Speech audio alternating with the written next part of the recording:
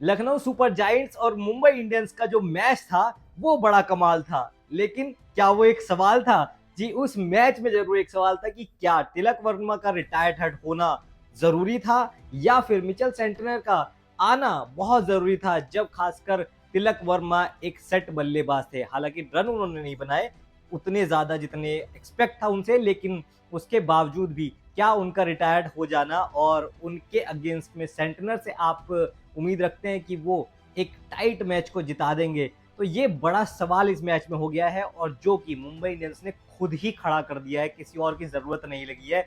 क्योंकि मुंबई इंडियंस ने जो मैच में किया है वो बहुत सारे लोगों के लिए शॉकिंग था, और उस पर सवाल उठने जरूर शुरू हो गए हैं कि मैच स्लो था या सवाल था या फिर इसके पीछे कुछ और भी खेल हुआ है।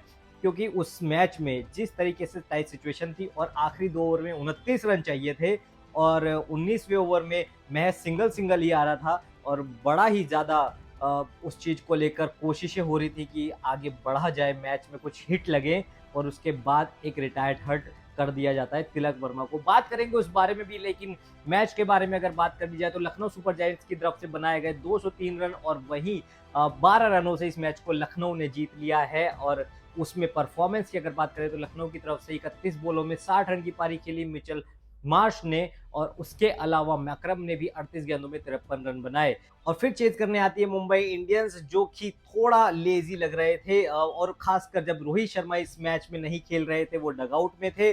उसके अलावा सूर्य कुमार यादव ने कोशिश बड़ी करी कि जिता दिया जाए, लेकिन जब वो आउट हुए 50+ उन्होंने स्कोर बनाया, लेकिन जब वो आउट हुए तो उनका रिएक्शन भी बहुत कुछ कह रहा था। जिस तरीके से वो डिसअपॉइंट थे अपने आप से कि यार कुछ गलत ही शायद खेल बैठा हूं मैं, मैच मेरे को ही जिताना चाहिए था। क्या उनको लग रहा था कि कुछ इस तरीके का हो सकता है?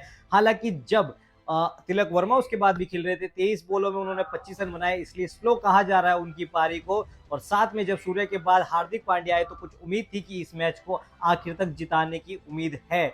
लेकिन तिलक वर्मा को 19वें ओवर में रिटायर्ड हर्ट कर दिया गया, जब सिंगल सिंगल लिए जा रहा था। 19वां ओवर शार्दुल ठाकुर ने कमाल ओवर किया था वो, और उसमें हर बॉल पे वो सिंगल ही दे रहे थे, और उसके बाद 18.5 ओवर पर उनको रिटायर्ड हर्ट किया जाता है। मतलब एक बॉल फिर भी रह रही थी उस ओवर में, क्या उस ओवर को पूरा खेला जा सकता था? तिलक वर्मा की तरफ से शायद कुछ हिट मार देते, लेकिन रिटायर्ड हर्ट कर दिया गया, और सेंटनर ने आके भी कुछ खास किया नहीं, 2 ही रन उन्होंने भी उस बॉल पर बनाए थे।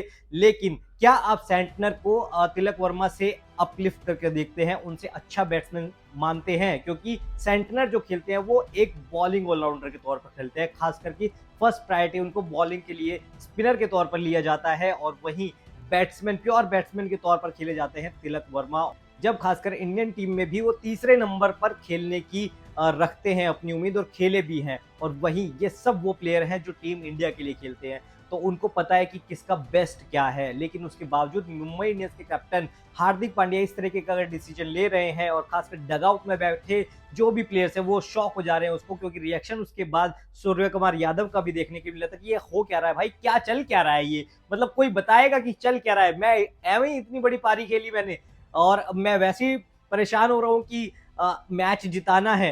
तो उसको भी बहुत शौक लगा, और उसके बाद सवाल ये खड़ा हुआ जब मैच हार गए, और आखिरी ओवर में भी सेंटनर को हार्दिक पांड्या ने स्ट्राइक नहीं दी, क्योंकि बॉल उन्होंने हिट की है, रन भी आए हैं, लेकिन उसके बाद जब वो डॉट बॉल गई है, जब उनको लगा कि सिंगल है, तो उन्होंने स्ट्राइक नहीं दी सेंटनर को। तो आपको जब कॉन्फिडेंस नहीं था तो आपने फिर उनको रिटायर्ड हर्ट क्यों किया तिलक वर्मा को? हालांकि हो सकता है कि वो प्योर बैट्समैन थे, तो आप स्ट्राइक रोटेट करते और शायद बल्ला चलता तो तिलक वर्मा हिट भी लगा सकते थे। लेकिन जो सामने था उस पर आपने भी कॉन्फिडेंस तो नहीं दिखाया ना, उनको भी स्ट्राइक पर तो लेकर नहीं आए। इसीलिए सवाल ये ज्यादा खड़े हुए हैं कि ये क्या मतलब वहां पे मैंने जो उन टीम मालिक हैं वो भी शॉक हो रहे हैं कि ये चल क्या रहा है भाई, मेरे से कोई बताएगा, मेरे को कुछ पूछेगा? चलो मैं नहीं पूछ रहा आपसे, लेकिन कुछ इस तरीके का तो मत करो जिससे पूरी टीम पर ही सवाल उठ जा रहे हैं।